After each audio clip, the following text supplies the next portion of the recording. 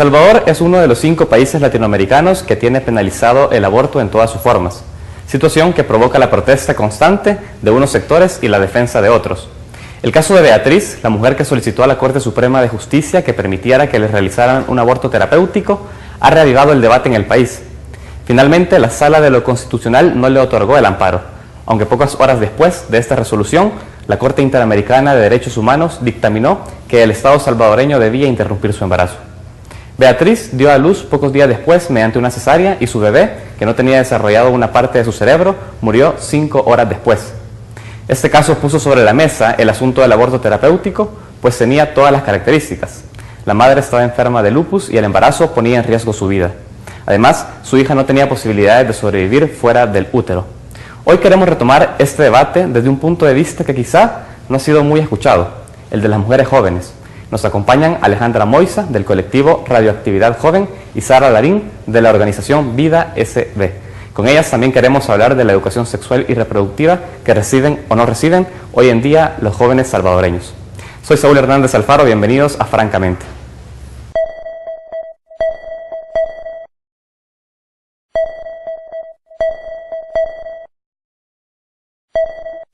Sara Larín tiene 21 años y es estudiante de mercadeo de la UCA.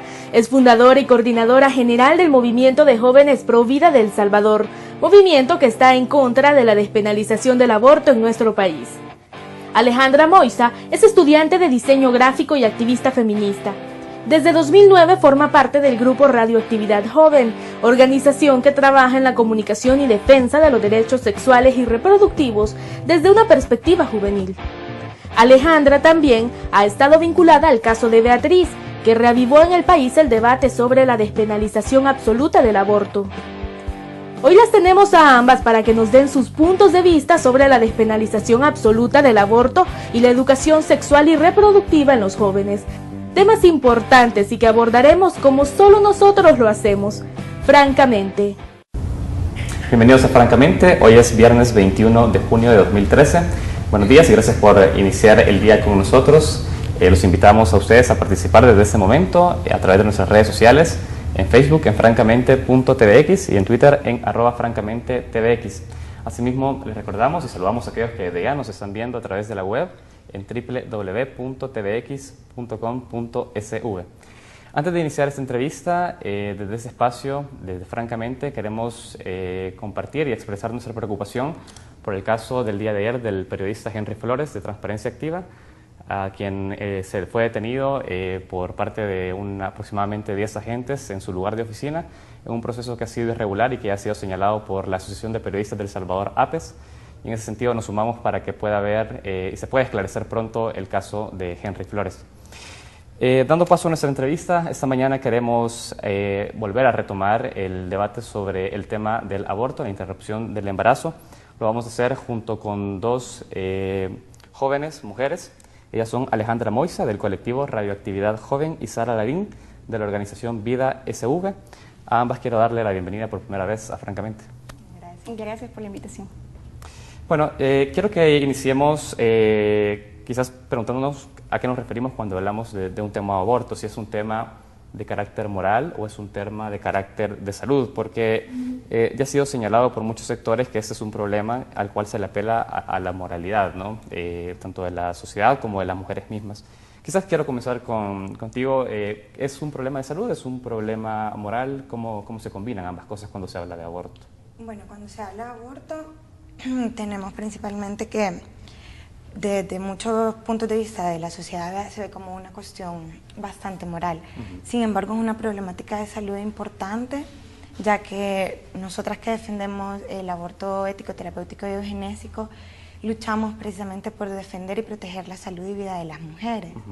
Entonces, desde ese punto de vista es una problemática de salud que nos está afectando, lo cual también implicó un retroceso en la sociedad desde la reforma de la Constitución, cuando se penalizó el aborto en toda su forma. Claro. ¿Qué piensas tú, Sara? Cuando hablamos de aborto estamos hablando en definitiva de un tema de salud de las mujeres, es un tema al que se le debe prestar algunas cuestiones de carácter moral. ¿Cómo ves? ¿Cómo lo analizas esto? Realmente el aborto, para poder analizar a profundidad el tema del aborto y su legalidad, hay que abarcar temas éticos, políticos, morales, de ciencia, biología, embriología, claro. Aspectos jurídicos. O sea, realmente como se trata del concepto de vida humana, todas las ciencias realmente tienen algo que aportar para este debate. No solamente es un debate moral o ético, y por otro lado podría verse solo como un asunto de salud pública, sino que también Excelente. tiene que verse desde todas las perspectivas que estudian la vida humana. Mira, bajo ese análisis se ha dicho que en El Salvador una mujer ante un embarazo que pone en riesgo su vida tiene dos escenarios, o la cárcel o la muerte. Y yo quiero conocer tu opinión sobre eso, es decir, ¿es así compartís esa opinión en que en realidad una mujer está determinada a cárcel o muerte en una situación en la que el embarazo pone en riesgo su vida? No, realmente creo de que hay soluciones éticas que los médicos pueden recurrir para poder salvar la vida de una mujer en caso de un embarazo de alto riesgo sin tener que recurrir al aborto. Entonces, no es que una mujer tenga que estar en una situación en la que tiene que matar a su hijo para poder sobrevivir ella, sino que toda la ciencia, todos los recursos médicos deben de apoyar a la mujer con un equipo médico multidisciplinar que le pueda, así como en el caso de Beatriz, que no solamente tenía a su doctor, sino que tenía gente que le ayudaba, el nefrólogo, el tema de el ginecólogo, todos los doctores estaban involucrados en ver cómo solucionar cada uno de los problemas que ella tenía en su salud, para que no tuviera que llegar al punto de tener que matar a su hijo para poder sobrevivir. O sea, realmente no existe un caso médico en el que la mujer tenga que recurrir a abortar para salvar su vida. No existe tampoco el término aborto terapéutico, porque realmente un aborto no cura, no es una terapia, no sana ninguna enfermedad, solamente mata al bebé. Ok. Yo creo que ha dejado ahí un elemento que sí me gustaría retomar contigo, Alejandra. Okay. Ha dicho, Sara, no existe el aborto terapéutico. Ha dicho, no es necesario llevar hacia matar a su bebé a una mujer para poder salvar su vida. ¿Cuál es su opinión sobre eso? Mi opinión acerca de eso, bueno, el aborto terapéutico sí existe porque precisamente salva vidas, en el sentido que se practica dentro de las primeras 20 semanas de embarazo, donde todavía no hay como una formación completa de la criatura o del feto.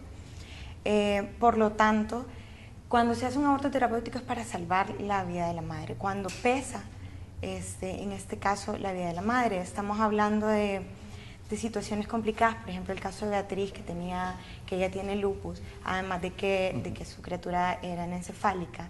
Entonces, en estos casos donde la anencefalia también, junto con el lupus de la madre, va debilitando las defensas, la va poniendo cada vez más grave, ella teniendo un hijo de 1 año, que él venía de un parto complicado también, entonces ahí es donde pesaba más. Y sí se salva la vida de las mujeres porque se evita que se llegue a tal gravedad que trae como consecuencia la muerte para todas estas mujeres. Por lo tanto, sí, para mí el embarazo terapéutico. Sara mencionaba que terapéutico, etimológicamente no es una terapia para nada. Decía, o sea, no puede ser considerado como una terapia y tampoco como una terapia para salvar una enfermedad en sí misma. ¿Podemos hablar de esto? Porque, es decir, ¿cuál es la solución o por qué se presenta como solución el aborto terapéutico en determinados casos? Ok, te lo voy a poner como una ejemplificación. Hablemos de, si bien es cierto, un aborto terapéutico no es una terapia como la quimioterapia, por ejemplo, ¿verdad? Sin embargo, una mujer que tiene cáncer y que está embarazada no pueden practicarle la quimioterapia ni la radioterapia precisamente porque debilita y afecta a la criatura, ¿no? Por lo tanto, en esos casos donde se llega por medio de estudios profesionales e investigaciones a profundidad por parte de especialistas médicos, ahí es donde se determina qué tan necesario es practicar un aborto terapéutico.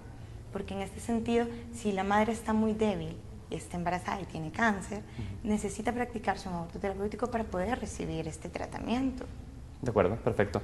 Sara, tú decías no existe el aborto terapéutico como tal, pero en América Latina solo son 5 países los que lo prohíben en todas sus formas, el aborto. Es decir, el resto de países en América Latina sí consideran el aborto terapéutico como un mecanismo para poder interrumpir el embarazo de la mujer en determinados aspectos, ¿no? Hablamos del aborto terapéutico, eugenésico y ético.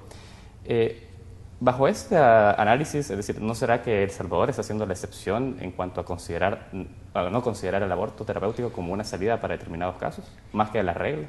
El Salvador, Chile son la excepción y gracias a Dios puedo tomar el ejemplo de Chile, de que es uno de los países que tiene las leyes más restrictivas en cuanto a materia de aborto y tiene uno de las tasas de mortalidad materna más bajas, al igual que en Irlanda, que en Europa es uno de los países que tiene las leyes también restrictivas en el tema de aborto y tiene la más baja tasa de mortalidad materna. Entonces realmente, gracias a Dios que somos la excepción, porque somos un ejemplo de que podemos ser una nación que exija a los gobernantes de que las mujeres merecen algo mejor, merecen una asistencia médica enfocada a ayudarlas a solucionar los problemas que realmente son las que la acorralan a llegar al punto de sentirse no tener opciones como para llegar al punto de abortar.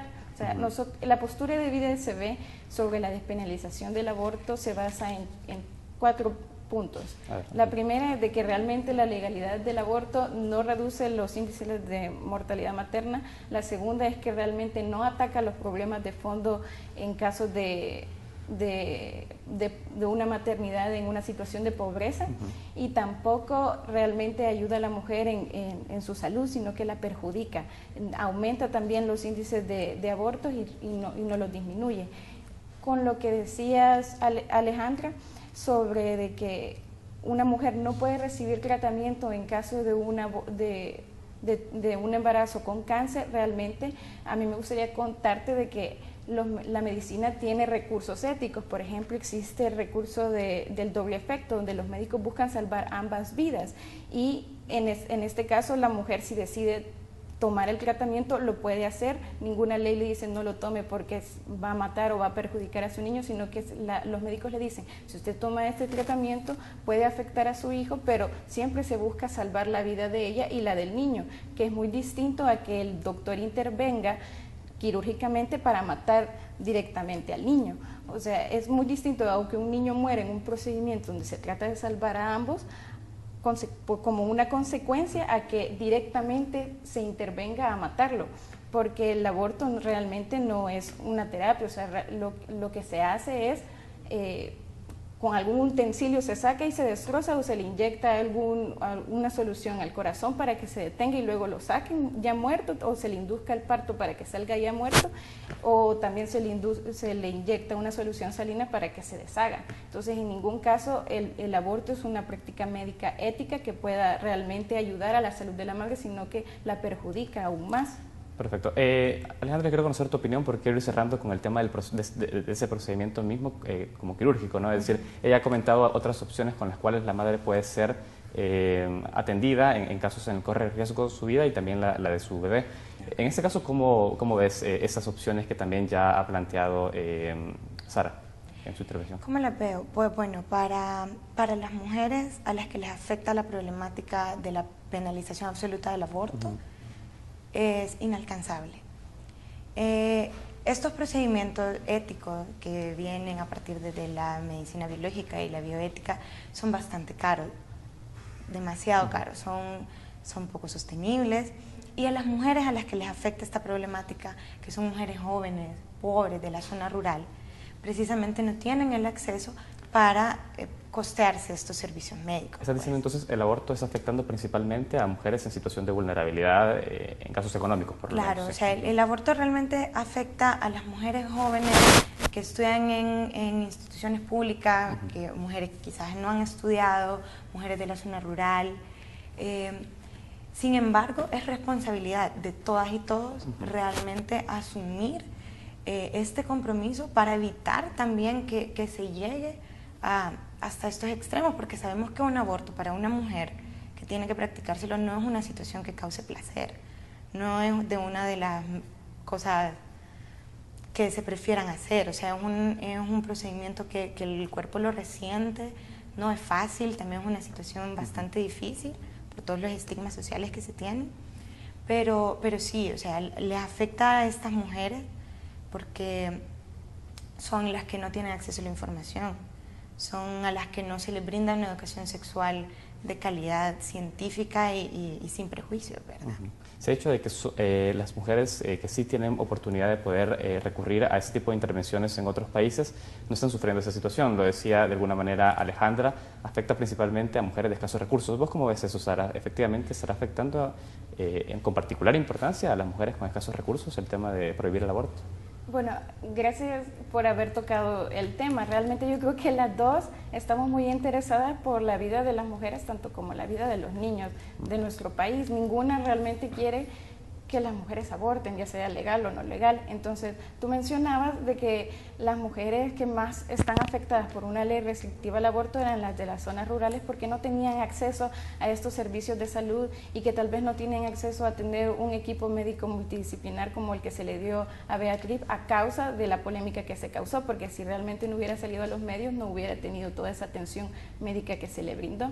Entonces, yo lo que te invito es a que veas que realmente con la despenalización del aborto no se está atacando el verdadero problema. El verdadero problema es que las mujeres no tienen cómo acceder a los servicios de salud pública y que lo ideal es de que los gobiernos puedan llevar ese acceso a las zonas donde no se tienen, que las mujeres tengan cómo recurrir a estos servicios que son parte de los derechos humanos. Chicas, yo tengo que ir a un corte y vamos a entrar al volver de la pausa en materia de legislación, porque quiero conocer cuáles también son sus impresiones, porque acá el hecho de ser restrictivo también está teniendo directamente implicancias en el trabajo médico. Los médicos hoy por hoy tendrían que llevar directamente la denuncia a la policía y quiero que hablemos sobre eso, el procedimiento que se tiene a nivel hospitalario.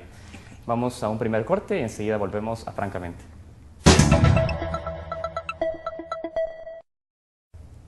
Continuamos en Francamente y esta mañana hacemos un abordaje y una discusión en torno a la despenalización del aborto. Esta mañana conversamos con Alejandra Moisa del colectivo Radioactividad Joven y con Sara Larín de la organización Vida SV.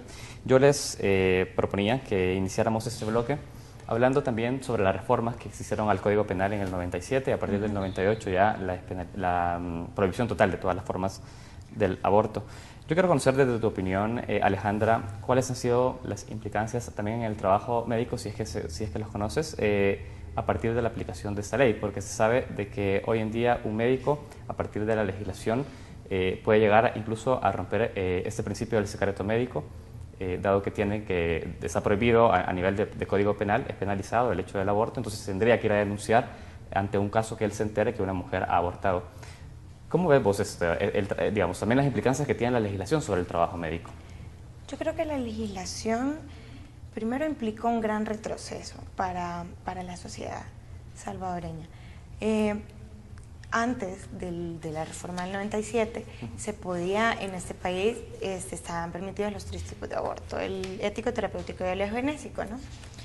Sin embargo, por la presión de los grupos fundamentalistas antiderechos, y muchas iglesias, se trae la reforma constitucional, la cual penaliza todas las formas del aborto. Esto implica un retroceso enorme para las mujeres y para la salud también. Yo creo que a los médicos les es ahora bastante complicado porque, y lo vimos en el caso de Beatriz, que los 15 especialistas y 15 profesionales que dieron un informe completo sobre la situación de Beatriz están dispuestos a intervenirla, sin embargo tenían el miedo y estaban con la presión de un sistema judicial que les podía traer unas consecuencias bastante graves, bueno, hablando de cárcel, ¿no? Entonces creo que para los médicos ha sido complicado, para los médicos que están a favor o que apoyan, que creen de verdad que es importante despenalizar el aborto, ha venido a complicar la situación, sí, porque se ven obligados a romper su secreto profesional, ¿verdad? Sin embargo, en el Código de Ética de los Médicos, tampoco, a partir de esta reforma tampoco se habló nada con respecto al tema del secreto profesional. En ningún momento se les dijo, dentro del Código de Ética de los Médicos, se les dijo, bueno, cuando vean una situación de aborto, denúncienla. Sin embargo, se les enseña de que ellos tienen que mantener el secreto profesional. Entonces, yo creo que ha venido a causar un poco de confusión y contrariedad en ambas cuestiones, ¿no? Perfecto. Sara, ha dicho Alejandra en su intervención de que las reformas al código vinieron por lo menos influenciadas por grupos fundamentalistas y ligados a la iglesia sin concepción de derechos. Quiero tu reacción sobre esto. ¿Cómo lo ves? La verdad es de que el tema del aborto se puede defender desde una perspectiva de ciencia y de jurídica, no necesariamente desde la moral religiosa. O sea, en ningún momento se plantea hay que defender el derecho al aborto porque es pecado y por ser pecado tiene que ser delito, sino que el aborto es delito porque se está cometiendo un asesinato sobre un ser humano que también es ciudadano de nuestra sociedad. Entonces, realmente no es que la Iglesia sí participa mucho en la defensa del derecho a la vida, pero esto es un debate que realmente se debe manejar en un área secular. O sea, porque no es algo que nos compete a todos, no solamente a los creyentes, sino que a una persona incluso atea o judía o evangélica que no sea precisamente católica le interesa defender el derecho a la vida de los neonatos. Okay. Existen, o sea, realmente existen, solamente no han nacido, están en una etapa de desarrollo, eso son personas humanas, científicamente comprobado, entonces merece que se defienda desde muchas otras perspectivas. Mira, es importante que hayas mencionado esto porque también en su intervención Alejandra mencionó el tema de derechos y organizaciones de derechos humanos, algunas como Amnistía Internacional, la ONU misma han dicho o han solicitado al Estado salvadoreño hacer revisión sobre la legislación en temas de aborto, dado que estaría teniendo algún tipo de conflicto sobre los derechos sexuales y reproductivos de las mujeres. ¿Ese tema es algo que se aborda dentro de la asociación Vida? Es decir, ¿ustedes consideran también, hacen ese mismo análisis, que riñe la legislación salvadoreña con los derechos sexuales y reproductivos de las mujeres en El Salvador? Sí, ese es un tema que hablamos con todos los miembros de nuestro movimiento. Realmente sabemos todo el trabajo que está haciendo la ONU en toda Latinoamérica para despenalizar el aborto, tal vez como un intento de control natal de los latinos. Eso es lo que me atrevo a decir, de que realmente es un intento de control natal, que realmente no están interesados en los derechos sexuales de las mujeres, ni realmente están interesados en la salud de ninguna mujer, porque cualquier médico profesional, o sea, realmente profesional, sabe de que no existe una enfermedad durante el embarazo de una mujer que tenga que recurrir al aborto para salvarla o para curarla. O sea, realmente el aborto trae muchísimas consecuencias negativas para la mujer, tanto físicas como psicológicas. Un doctor que quiere lo mejor para su paciente y que quiere darle mejores opciones, de que no tenga que estar en la situación de elegir entre su vida y la de su hijo, le va a decir, bueno, se puede hacer algo más. O sea, eso es muy distinto. Realmente creo que hay intereses económicos de fondo en esta iniciativa de la ONU de querer despenalizar el aborto en toda Latinoamérica. O sea, ok. Ha sido clara esa postura y quiero conocer, por supuesto, qué piensas de eso. Alejandra, ¿no está motivado en definitiva entonces, me dice Sara, por velar por el derecho sexual y reproductivo de la mujer, sino más bien por un control de carácter de natalicios en América Latina? Una cuestión de carácter económico. Es por eso. ¿Cuál es su reacción de eso, Alejandra? Pues en lo personal, yo creo que el control natal es importante precisamente porque en países de Latinoamérica, donde son países en desarrollo y países subdesarrollados, es importante tener en cuenta la cantidad de sobrepoblación y pobreza que hay. Sin embargo, las recomendaciones que hicieron estos organismos internacionales, por ejemplo, la Corte Interamericana de Derechos, la ONU misma, Amnistía Internacional, estas recomendaciones las hicieron porque ellos, desde la perspectiva de los derechos humanos, están viendo que realmente los derechos de las mujeres están siendo violados con esta legislación absolutista que penaliza en todas las formas, que a las mujeres realmente les da solo las opciones o de morir o de ir a la cárcel. Las mujeres pierden su derecho de presunción de inocencia, son privadas de libertad, cuando tienen una hemorragia y se desmayan, despiertan y están esposadas a la camilla y tienen policías esperándolas afuera de la sala del hospital. Entonces, para las mujeres son situaciones bien difíciles de atropellos a sus derechos. La tipificación, cuando están siendo procesadas por aborto, la tipificación se les cambia a homicidio agravado. Las penas que estas mujeres sufren son de 30 años. O sea, nosotras conocemos de 129 casos de mujeres que han sido procesadas por aborto, a las cuales se les ha cambiado la tipificación y están ahora pagando una condena hasta 30 años por homicidio agravado. Que son maltratadas dentro de los hospitales, el personal médico las trata mal, se refieren a ellas de manera despectiva, las tratan como asesinas, cuando la mayoría de estos casos son casos que se salen de las manos, Son cuestiones que no se pueden controlar. Tenemos casos claros, por ejemplo, el caso de Karina, que estuvo 7 años presa, pagando una condena de 30 años por homicidio agravado, porque tuvo un aborto, lo que nosotros llamamos un aborto espontáneo, que ella no pudo controlar. Sin embargo, fue cambiada la tipificación a homicidio agravado y fue acusada de haber ahorcado a su criatura, cuando ella no tuvo ni siquiera el chance de poder verla. Sabes que hemos tenido en ese set a algunas también referentes, mujeres referentes en esa lucha, en esa misma lucha por la defensa de los derechos reproductivos y sexuales de las mujeres. Y nos han dicho de que esta legislación es una legislación que discriminatoria hacia la mujer. No sé cuál es su opinión sobre esto y de qué manera, si es así, está siendo discriminatoria hacia la mujer el hecho de que se haya penalizado todas sus formas del aborto. Yo creo que esta ley lo que viene a hacer como parte de la discriminación hacia las mujeres es legitimar roles de género. Legitimar roles de género a partir de que penaliza a las mujeres les trae consecuencias en el carácter penal. Sin embargo, a los hombres, que también forman parte, que son parte de ese embarazo, porque el embarazo es de dos, a ellos no se les trata de ninguna manera. Entonces, lo que pasa es que estas leyes absolutistas vienen a legitimar roles de género, donde las mujeres nos enseñan a ser objetos, cuerpos específicamente para la reproducción y la crianza, y a los hombres se les enseña a no asumir, que es lo que tenemos reflejado en muchas familias y realidades salvadoreñas, que son las familias desintegradas, donde las mujeres son las que están a cargo de los hijos y las hijas, y los padres no asumen. Excelente. Sara, yo quiero conocer tu opinión sobre eso, porque ha dicho Alejandra de que esta ley lo que viene a hacer es consolidar roles de género en la sociedad y está afectando especialmente a las mujeres y no combatiendo por ahí también en casos como, no sé, en casos en los cuales los padres han violado a sus hijas, por ejemplo, la persecución a estos. ¿Vos crees que está afectando especialmente a mujeres antes que a hombres la despenalización y si es discriminatoria hacia ellas?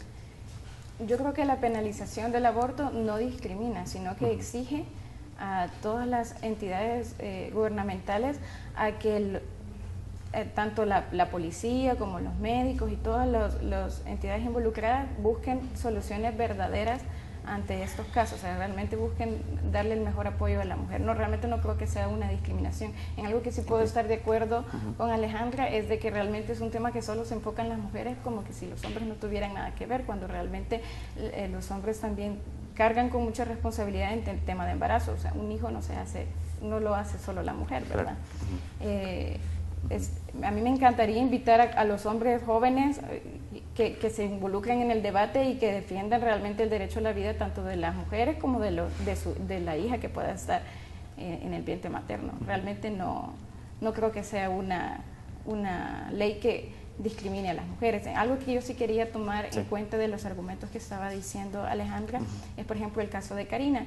El caso de Karina realmente no la metieron a la cárcel por aborto, sino que la metieron a la cárcel principalmente por haber estrangulado a su hijo de 40 semanas. El bebé nació y después de haber nació vivo y después se le encontró que la razón de muerte había sido por asfixia, por estrangulamiento, y de hecho traigo una foto aquí, no sé si la puedo mostrar, es un poco cruda, se la voy a enseñar, es esta, y te la voy a regalar a ti también, aquí tengo otra. O sea, realmente en la foto del bebé se notan las marcas de los dedos de la mamá cuando lo estranguló al bebé.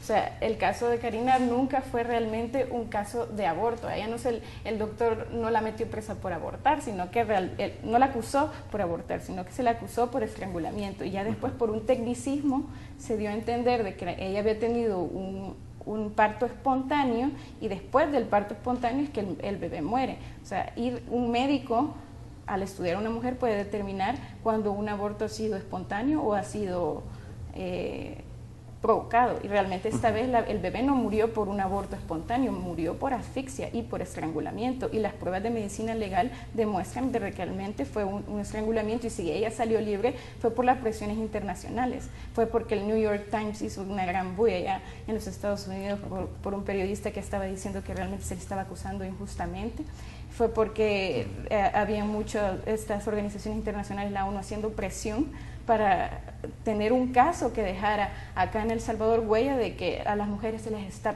haciendo una persecución, lo cual no es cierto.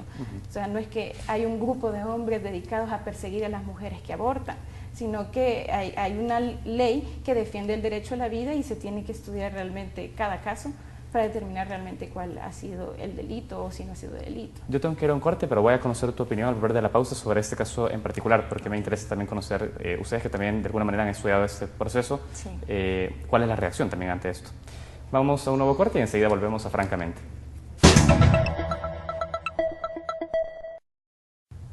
Continuamos en Francamente. Alejandra, quiero escuchar tu opinión sobre la última intervención de Sara, en el tema específicamente de Karina, ¿no? Tengo entendido. ¿Podemos profundizar sobre esto? Sí, sí, con todo gusto. Bueno, con el tema de Karina, sí, nosotros nos enteramos precisamente por el New York Times, que hizo un reportaje de esta mujer que llevaba 7 años presa, ¿no? Y nos pusimos a investigar. Durante el proceso legal, que fue acompañado por varios abogados de la agrupación ciudadana, junto con nosotras y mujeres que nos involucramos en el caso, dando apoyo,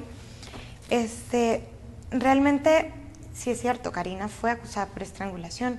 Sin embargo, cuando entramos a hablar de medicina legal, es extendernos un poco y también ver los problemas que hay dentro de medicina legal.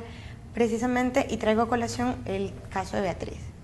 Cuando 15 especialistas médicos y expertos del Hospital de Maternidad habían entregado un informe completo sobre la situación de salud de Beatriz y de su criatura, en ese momento, medicina legal, con un peritaje que realizó un médico, pudo determinar que Beatriz estaba estable y que la criatura estaba bien también.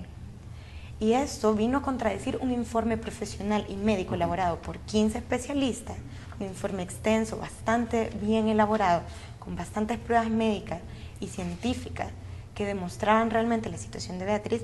Entonces tenemos estas contradicciones que existen a partir de los prejuicios, ¿verdad? Que se ven nubladas por los prejuicios. Las pruebas que hicieron medicina legal tenían bastantes errores en las que hicieron con la bebé de Karina.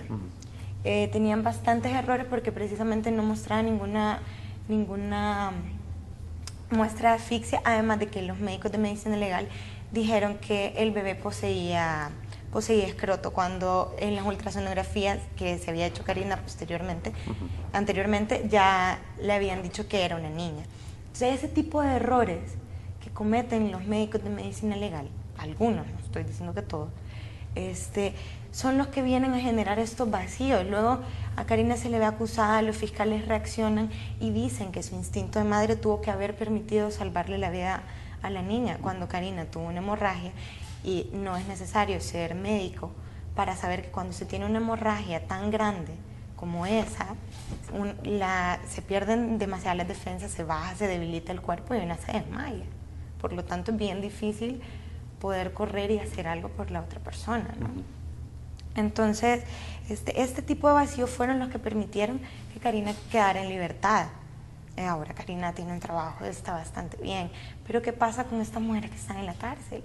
Están siendo acusadas por pensamientos nublados por prejuicios, por comentarios nublados por prejuicios, que al final no son comentarios de cualquier persona de la sociedad civil, sino que son comentarios de jueces y fiscales que deberían de ser imparciales y recibir las pruebas realmente científicas, no hablar desde la perspectiva moralista, ¿no? Yo creo que, ya que has tocado el tema también de cuál ha sido el rol de algunas instituciones, específicamente el Instituto de Medicina Legal, me interesa también conocer cómo evaluaste la función que tuvo también dentro del marco del caso de Beatriz, porque finalmente la Sala de lo Constitucional, si bien hizo su resolución, fue a partir de los estudios que ordenó el Instituto de Medicina Legal realizar. Es decir, en el caso de Beatriz, ¿cómo viste también el accionar de las distintas instituciones, tanto de la Corte Suprema de Justicia, específicamente de la Sala de lo Constitucional, el Instituto de Medicina Legal y otras instituciones que estuvieron también implicadas, como el Ministerio de Salud, quien tuvo un pronunciamiento claro sobre este caso? Me gustaría conocer tu balance sobre esto. Ok, en cuanto al Ministerio de Salud, me pareció que la acción fue bastante buena, el posicionamiento que tomaron fue bastante bueno. La ministra tuvo una posición bastante firme, interesante con respecto a salvar la vida de Beatriz. Los médicos, el personal médico, que estaba compuesto por 15 especialistas, también fueron bastante analíticos, bastante críticos en el caso. Hicieron realmente su trabajo, lo que les correspondía hacer, que creo que era hacer el examen, evaluar e intervenir, que sin embargo no se dio, pero bueno. De la Sala de lo Constitucional, en lo personal me pareció que fue un trabajo bastante negligente, porque Beatriz puso el amparo cuando estaba por la semana 17 de embarazo, y a ella le fueron contestando por la semana 25. Se tomaron su tiempo, hubieron muchas discusiones. Lo que me parece interesante evaluar es que quienes estuvieron tomando esa decisión eran 5 hombres que estaban decidiendo sobre el cuerpo de una mujer. Creo que en el 2013 no debería pasar eso. Creo que deberían de ser las mujeres las que deciden sobre sus propios cuerpos, y no tendríamos que pedirle permiso o pedirle ayuda o apoyo a un comité compuesto por 5 hombres para que decidan sobre las vidas de las mujeres. En ese sentido me pareció que fue negligente hasta cierto punto, porque los comentarios que se daban dentro de las reuniones eran de carácter moral y prejuicioso. No tenían una base científica, además del médico de medicina legal. Okay. Pero sí me pareció un poco negligente. Excelente. Yo quiero conocer tu opinión, Sara, también un balance sobre el rol que tuvieron las instituciones. Ya ha dicho Alejandra, ella evaluó bien lo actuado por el Ministerio de Salud, ha tachado de negligente el trabajo de la Sala de lo Constitucional, y quiero conocer tu opinión sobre eso. Es decir, ¿compartís en algún punto sobre esos aspectos que ya mencioné? No, realmente esta vez estoy completamente en desacuerdo. Todo lo contrario, yo denuncio cómo se manejó la situación en el caso de Beatriz desde el Ministerio de Salud y el actuar de la ministra, y realmente considero de que se actuó como se tuvo que haber hecho desde un principio.